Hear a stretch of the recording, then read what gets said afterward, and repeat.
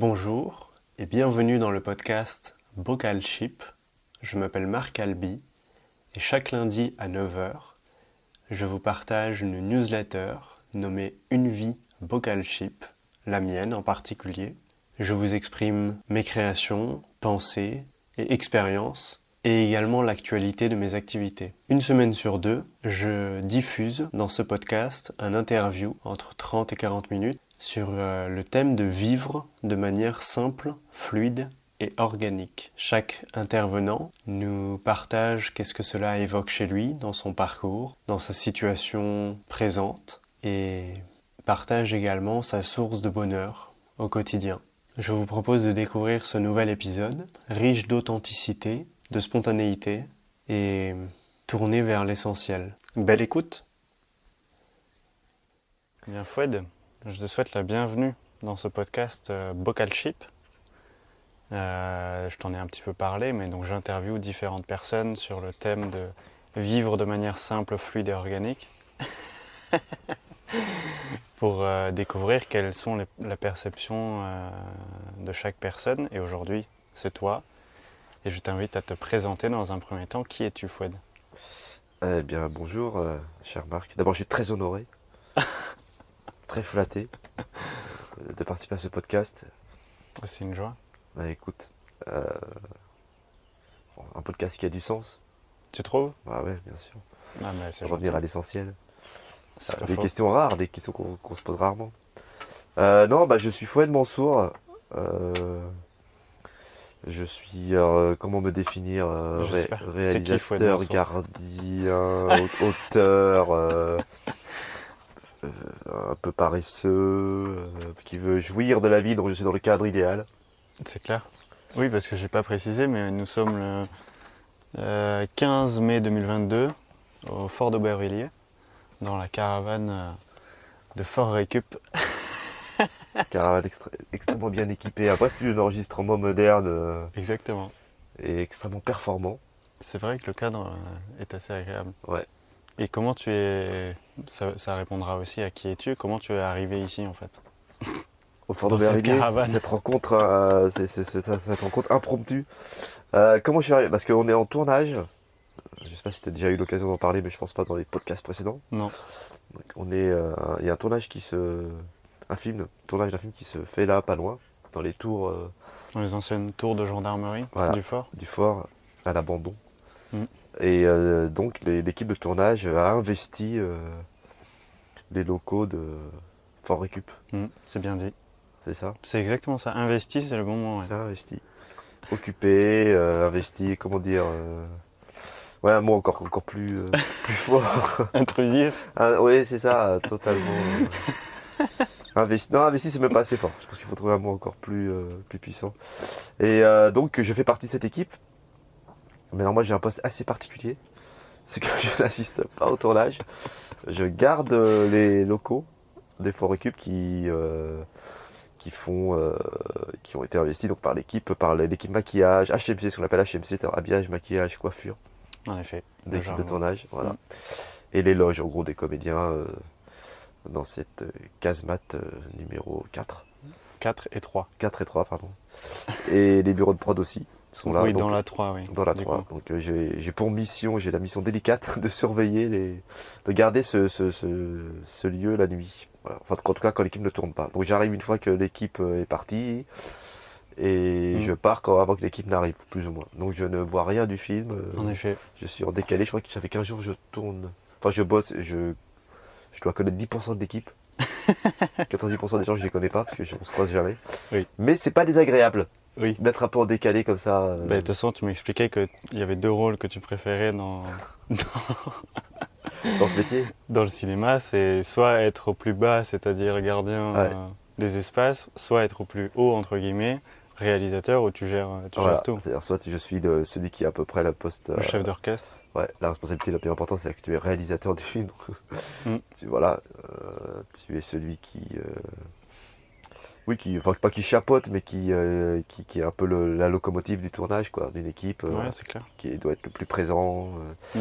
Et celui où il y a a priori le moins de responsabilité, où tu es le plus détendu, c'est gardien du décor la nuit, voilà. Un où tu es quasiment tu es en interaction permanente avec le reste de l'équipe, tout le temps. On te pose à peu près 3000 questions par seconde. Et le poste où on te pose à peu près zéro. On sait même pas qui t'es. D'ailleurs, Oui. la moitié des gens ne savent pas qui tu es exactement. Exactement. Tu fais pas vraiment partie de l'équipe. Voilà, c'est les deux postes que je préfère dans ce métier. Voilà. C'est totalement paradoxal et assez. Ouais. Mais j'aime bien. Enfin, quitte à être sur un plateau de tournage, je préfère être celui qui commande et pas celui qui est commandé, quoi. Oui. Voilà. Donc là, je suis gardien, donc personne ne s'adresse à moi, ne me parle.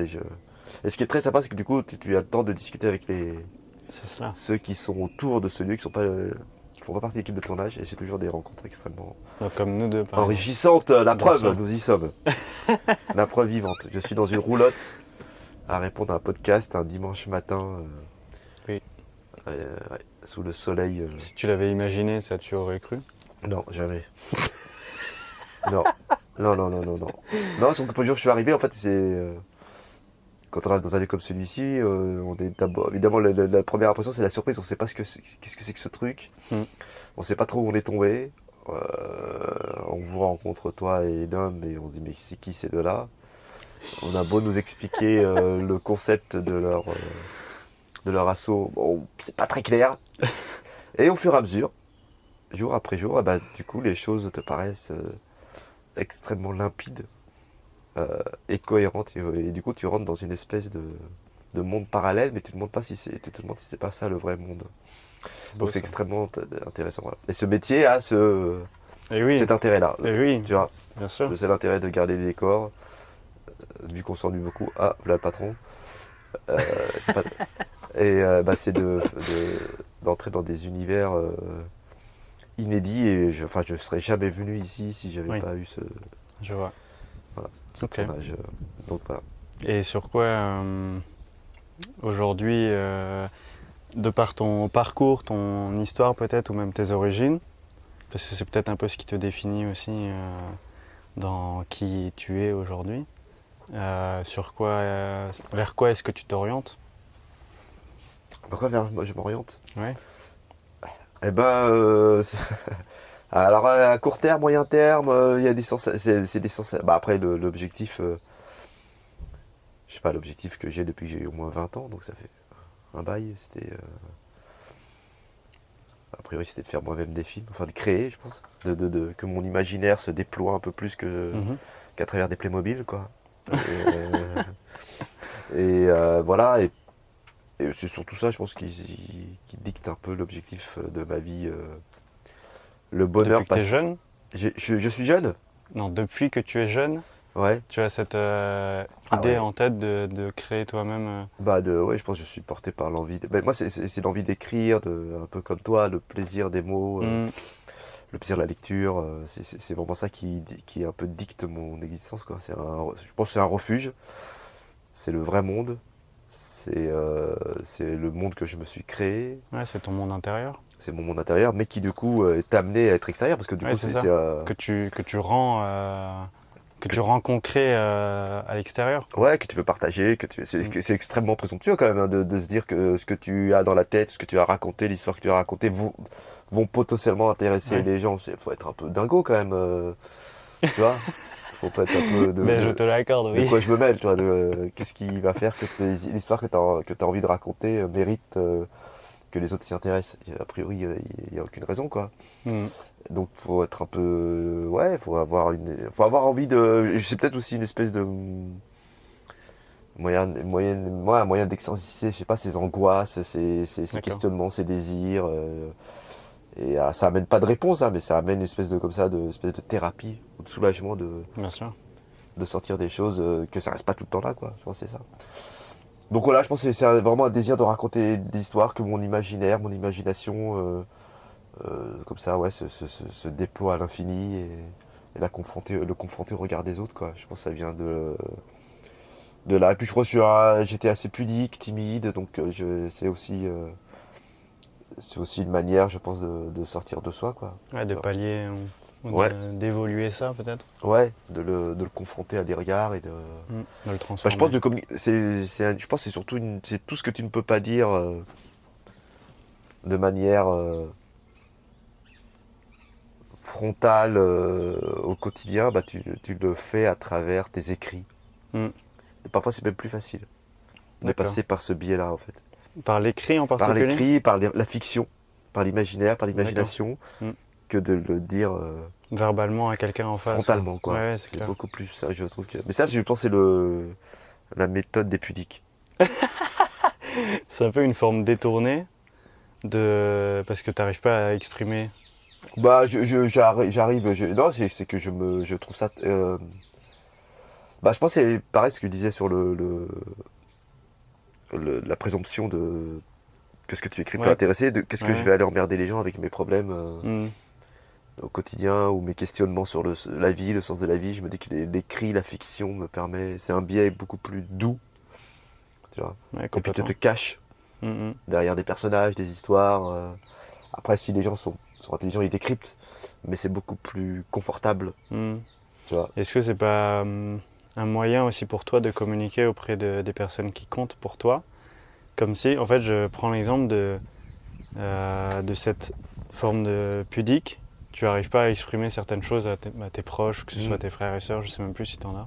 Mais si, tu en, Bah, tu on en a as beaucoup. la Oui, même c'est vrai. configuration, on a tous les deux, Oui, on a le même quatre nombre de garçons frères, et le une nombre de fille. sœurs, on est au même niveau dans le classement. C'est vrai. Des points communs qui tissent, Mais qui du coup, renforcent des liens. une forme d'expression auprès de ces personnes qui comptent peut-être pour toi plus que d'autres à travers ça. Bah, je sais pas, non, bah, bizarrement, parce que j'ai l'impression que mes films, enfin les films que j'ai faits, n'étaient pas tant destinés aux gens proches qu'aux D'accord. gens que je connaissais pas, bizarrement. Non, je crois que c'est plutôt l'inverse en fait. Je communique à peu près normalement avec les miens et en fait je crois que c'est plutôt une manière. Une expression plus globale. Ouais, du coup, ça s'adresse aux gens en fait. J'ai l'impression de voilà, écoutez-moi. ouais, c'est un peu un coup de gueule. J'ai des choses à aux gens, dire. quoi. Regardez mes films, vous allez comprendre. Voilà, je pense que c'est plus, non, c'est plutôt destiné aux autres qu'aux gens proches quoi. Ok, trop cool. Et qu'est-ce que t'évoques aujourd'hui et à travers ton parcours peut-être les termes simples, fluides et organiques?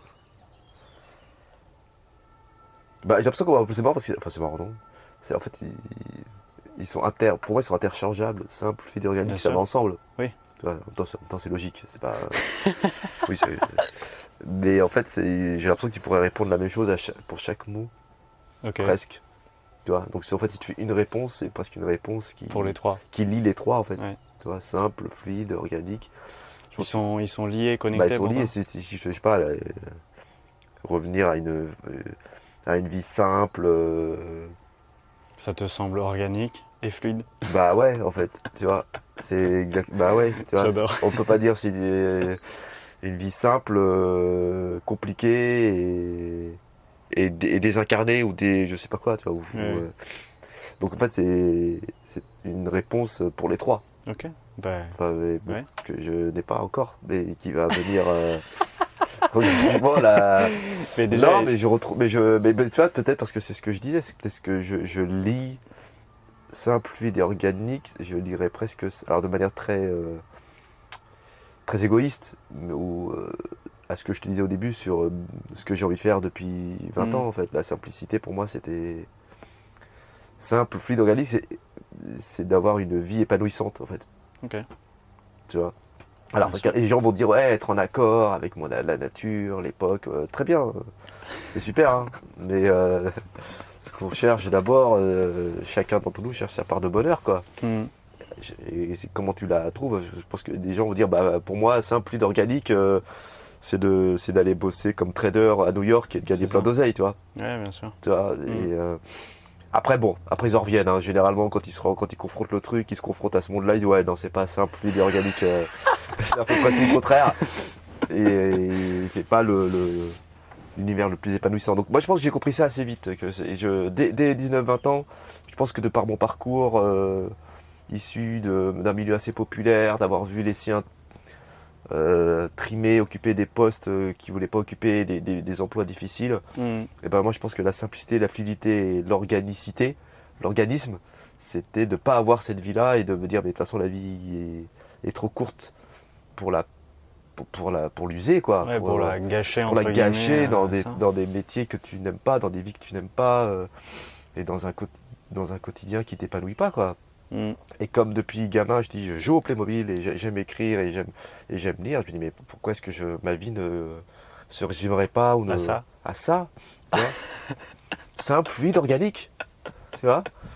J'aime bien, c'est exactement ça. Et donc je me suis dit, bah écoute mon garçon, voilà. Mais moi je me suis, j'ai fait un parcours scolaire très classique, classique, élève moyen.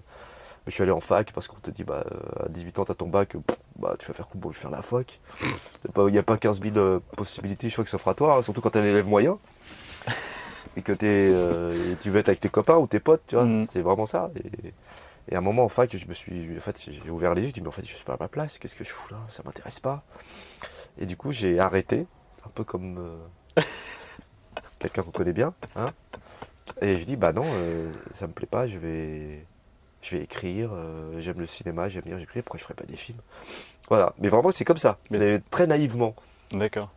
Voilà, je vais faire ça. Et je me suis lancé il y a 25 ans. Mais du coup, c'était une réorientation scolaire ou tu as arrêté et tu as commencé à faire ça? J'ai arrêté, après je me suis un peu renseigné sur comment on apprend, parce qu'en fait tu sais pas comment qu'on fait pour faire comment qu'on fait pour faire ça. Tu sais pas, tu te dis c'est pas possible, pourquoi moi. Et je crois qu'un jour j'avais dans un petit boulot, parce que j'ai fait plein de petits boulots. D'ailleurs bizarrement j'étais plus épanoui, plus à l'aise dans les petits boulots que à la fac. Je me sentais pas à ma place. Dans le petit boulot, alors que je côtoyais des gens qui étaient eux-mêmes étudiantes, mais j'étais à l'aise, je sais pas pourquoi, si le monde du travail, j'étais fait pour ça, je sais pas pourquoi. Enfin bref, et là j'ai rencontré un gars un jour qui faisait des études de cinéma. Je dis mais ça existe. Et lui il avait l'air tellement heureux. Genre, on bossait, on faisait la plonge, hein, ou je sais pas quoi, dans un resto pourri. Donc c'était pas le boulot le plus sympa, hein. Mais bon, moi je savais que c'était temporaire, que c'était en attendant, mais j'étais ultra motivé. Et lui était tellement content de ce qu'il apprenait. Il dit, mais moi aussi je vais être content. Moi je n'aurais pas loin d'être content. Tu vois. Et voilà, c'est comme ça en fait. Il m'a dit, tu as rejoint une école J'ai rejoint une école et là, bon, au bout d'un an je me suis enfui parce que c'était pas du tout. Je revenais dans le système scolaire alors que je m'en étais éloigné. Le mec un peu maso. Mais par contre, tu vois, du coup je me suis senti bien dans les exercices pratiques. De manier la caméra, et puis on écrivait tout le temps. Bah attends, on écrivait tout le temps, j'écrivais le rêve, quoi. Et après j'ai arrêté parce que après il y a des inconvénients, le système scolaire, la lourdeur, tout ça, c'est très, très pénible au quotidien. Et ensuite, en fait, du coup, j'ai commencé à faire des stages sur des tournages. Je me dis, autant y aller, quoi. Et voilà, et j'ai fait des stages, et au fur et à mesure, des stages, tu es très très loin de la caméra du plateau, hein. Tu fais des cafés, tu conduis les camions, tu décharges les camions, tu les remplis, c'est passionnant, quoi. Et voilà, et puis mais en parallèle par contre j'ai toujours écrit, toujours. Ça, c'est vraiment ça qui m'a tout le temps porté. D'accord. Et le plaisir d'écrire, et d'arriver au bout d'un scénario par exemple. Même si personne ne le lit, tout le monde trouve ça mauvais, le fait d'arriver au bout de ça, à chaque fois ça me comblait. Mais vraiment, j'étais hyper content. Et à chaque fois, hein, j'ai dû écrire 50 scénars. À chaque fois que je finissais d'un scénario, j'étais persuadé que c'était un chef-d'œuvre. Mais vraiment. Mais ça, mais c'est normal. Chaque auteur. Heureusement, heureusement que toi, envers ton travail, tu trouves ça. Ouais, après, quand tu fais lire et que tu relis 2-3 ans après, t'as honte d'avoir écrit ça. Mais sur le moment, t'as cette espèce de, je sais pas, de satisfaction, de jouissance, de plaisir. Putain, je suis arrivé au bout de ça. J'ai inventé une histoire de la première à la dernière ligne. Ça, c'est bien, c'est pas bien, on s'en fout. J'ai réussi à le faire. Et j'en ai écrit plein. 95% est parti à la poubelle. Mais du coup, j'ai appris en fait au fur et à mesure à écrire. Et du coup, et c'est vraiment ensuite que j'ai réussi à... C'est un apprentissage, l'écriture, c'est comme tout en fait. Plus tu écris et mieux tu écris. Et le talent inné, ok. Enfin, moi je suis un besogneux, donc j'ai pas ça, donc mes points forts sont ailleurs. C'est sur le... Okay. Enfin bref, je sais plus pourquoi je disais ça. Et donc voilà, après j'ai fait des films. Puis donc j'ai écrit plein de scénars qui n'ont jamais plu. Et puis un jour j'en ai écrit un qui a enfin plu. Okay. Mais je t'ai dit, au bout de 4, 5, 6 ans quoi, d'écriture. Dans mon coin. Mais ça allait, j'étais content, je bossais, j'avais un petit boulot à côté. Mais j'étais heureux en fait, j'avais mon petit boulot. Et j'écrivais, je faisais mon petit boulot. Et je pense que ça aurait pu continuer comme ça à 20 ans, j'étais content moi. Tu vois. Et un jour, il y a un des scénars qui a plu, et voilà. Et puis on a fait le film s'est fait. Ça s'appelle comment ? La raison de l'autre. La raison de l'autre. Ouais. Ça a été. Enfin, j'en avais fait un avant qui était pas terrible, mais qui était gentil, qui était pas mal. Enfin, moyen, mais qui a eu le mérite. C'était la première fois que je passais derrière la caméra, je dirigeais une équipe, des comédiens. Le film a des défauts, mais il a eu le mérite de me dire, mais en fait, je suis à ma place, c'est ça que je veux faire. Ça m'a conforté dans mon envie. Ouais, j'imagine. Tu vois, tu fais un truc, tu dis, mais c'est ça que je veux faire. Parler, machin, diriger des acteurs, imaginer, déployer. Je t'ai dit, voir tout ce que tu as dans la tête, un moment s'incarner. Ouais, c'est ça. Tu vois, on parlait Les Playmobil, mais en vrai. En vrai, avec des êtres humains, tu vois. J'étais super content. Ouais. Et voilà. Après, j'en ai fait un autre, et puis deux, et puis trois, et puis quatre, et voilà. Et donc voilà, c'est un métier qui me permet de vivre mal, mais j'en vis et ça me va très bien. De toute façon, quand tu choisis ce métier-là, tu n'as aucune ambition vénale, sinon tu ferais autre chose en fait. Tu vois. Si c'est pour gagner de l'argent, tu fais pas ça. C'est pour ça que c'est pas mal fluide, organique et simple. Mais je te jure, c'est simple, fluide, organique. Sérieusement, les mots simple, fluide et organique, est-ce que c'est des mots que tu emploies occasionnellement ou c'est là d'un coup je t'ai dit ça et tu trouves que c'est totalement logique? Non, simple. Bah, c'est marrant parce que simple, moi qui écris pas mal de scénars, à chaque fois, et que je lis beaucoup de scénars maintenant, et à chaque fois c'est ce que je leur dis, fais simple. Essentiel quoi. Va à l'essentiel, fais simple. Parce que les gens qui écrivent, et moi j'avais les mêmes défauts, c'est que tu pars dans des histoires alambiquées en pensant que ça va être super, parce que c'est hyper complexe. En fait non, c'est foireux. C'est infernal. C'est foireux, tu comprends rien, c'est inintéressant, c'est poseur, tu vois. Ouais. C'est des postures. En fait, les meilleures histoires sont les histoires les plus simples, mais dans la littérature, dans le cinéma, et bah voilà, simple. Et du coup, qui dit simple, dit fluide. Tu vois, mais je te jure que c'est lié. Souvent, par exemple, quand tu lis un scénar, tu dis mais ça manque de fluidité. Oui, je comprends. Tu vois. Après, organique. Organique, moins. Organique, c'est plus. Alors, dans ce cas-là, mais si, ça peut encore. Mais organique, c'est. Il y a un truc plus intérieur. Tu vois, parce que je dirais organique, c'est un truc qui te broie, tu vois, qui te motive, c'est ça, organique. Un truc qui a du sens. Ok. Tu vois. Ça aligne le. Mais c'est peut-être il se complète plutôt alors. Okay. C'est un peu la troisième étape. Mais je te jure, on pourrait appliquer ça vraiment au métier que je fais. Pas gardien, hein, encore que. C'est pas très organique. C'est simple. Bah si tu dors sur les canapés. C'est le contraire, gardien. C'est pas simple. Tu dors pas. C'est pas fluide parce que tu dors 2 heures, machin. T'es fatigué, t'as la tête déchirée. Et c'est pas du tout organique parce que bon. Mais ça va. Et alors que écrire, le travail de l'art, en fait, le travail de création, je pense qu'une œuvre se doit d'être simple, fluide et organique. Non ? C'est beau, ben ouais. N'importe quelle œuvre se doit d'être simple, fluide et organique. Si tu veux toucher les gens et tu vois, on dira pas bah ton œuvre elle est compliquée, l'inverse de fluide, râpeuse, je sais pas, elle est déstructurée, tu vois. L'inverse de fluide c'est déstructuré. Et souvent on dit un scénario, ta structure tient pas, ton scénario est déstructuré. Tu vois, c'est marrant. Et organique c'est si t'es pas habité par ce que tu racontes, change de métier. Ouais. Tu vois. Si t'es pas habité par ce que tu veux faire. Voilà. C'est beau, c'est une forme d'énergie intérieure pour toi qui se ressent. C'est ça, peut-être moi l'organique, c'est au-delà de l'image très romantique d'être en accord avec la nature et machin, et ce qui t'entoure. C'est de manière très égoïste, organique, c'est de faire les choses avec le maximum de sincérité, d'envie. Après, c'est marrant, le moteur, ça peut être la rage. Moi, au départ, quand j'avais 20 ans, d'ailleurs, quand j'ai lu mes scénars que j'avais 20 ans, c'est la colère qui m'animait. Ouais. Tu vois, la rage, l'envie de tout défoncer.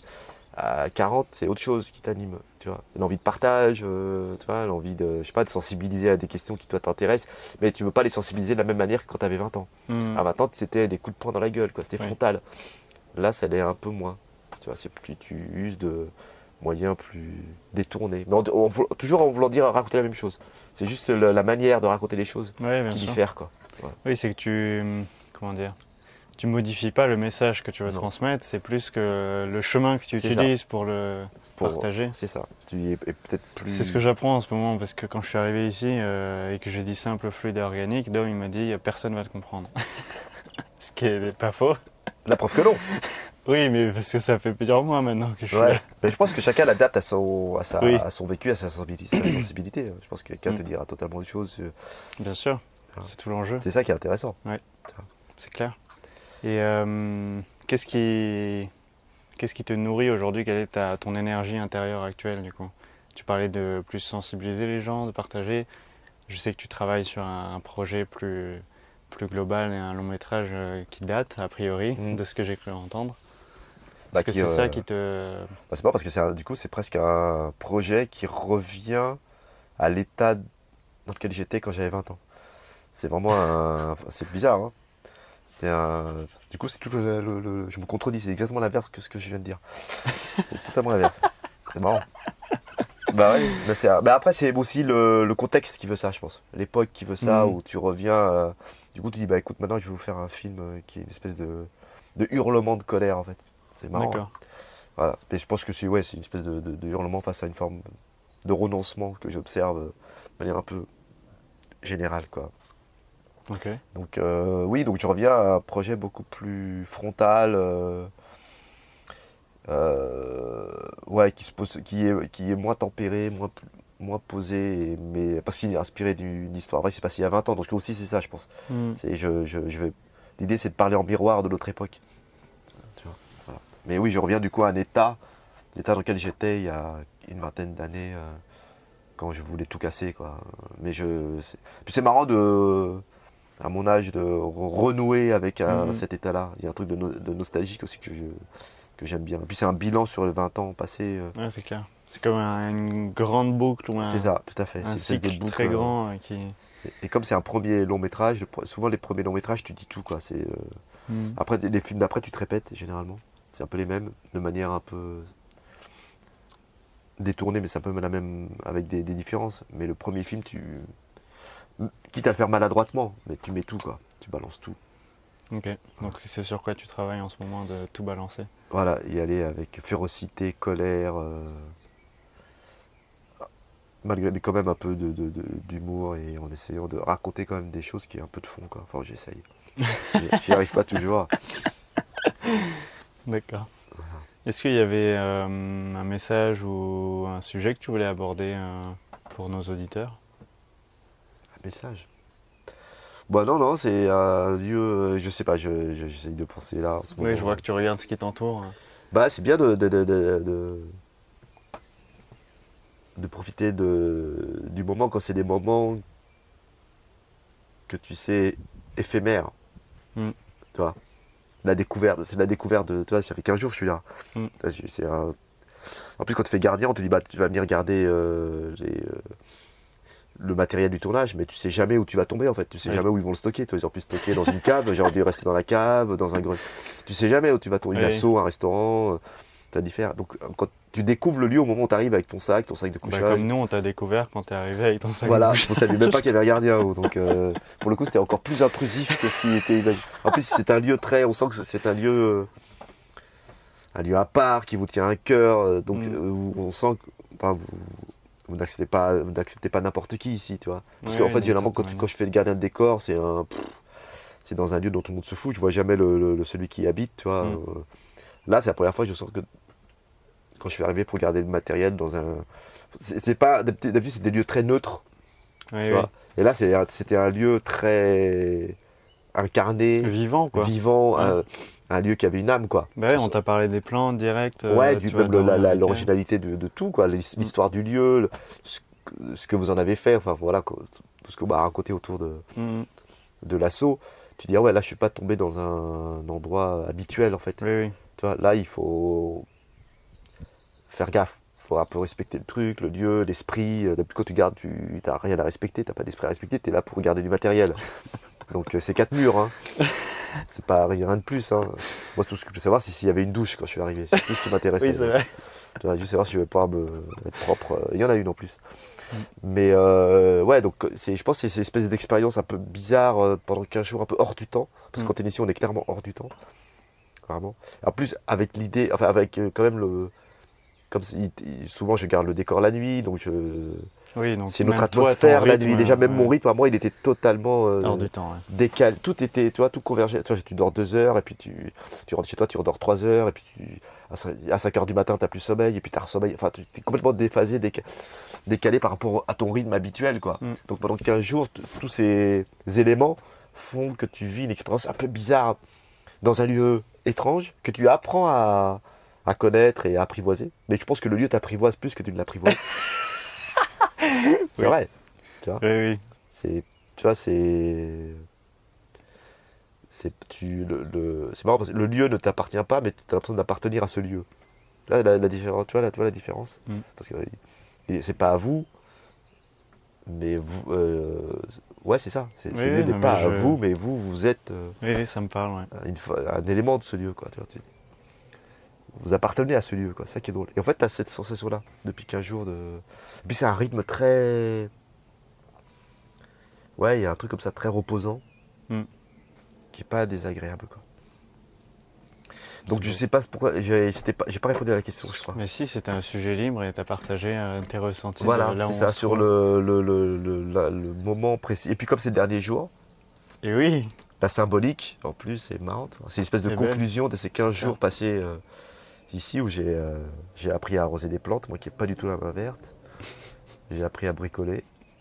Et Attends, tu nous as aidé à remonter la façade du labo végétal, quand s'il même. vous plaît, Bah ça oui. va. Tu as ton nom sur la façade. Je sais, et surtout que j'ai fait la première étape, parce que si j'avais merdé toute Eh la oui. cité, c'est comme les dominos. Si tu fais le premier truc, tout Bien s'écroule sûr. derrière. Et comme les fondations étaient bonnes, derrière, c'était tranquille pour vous.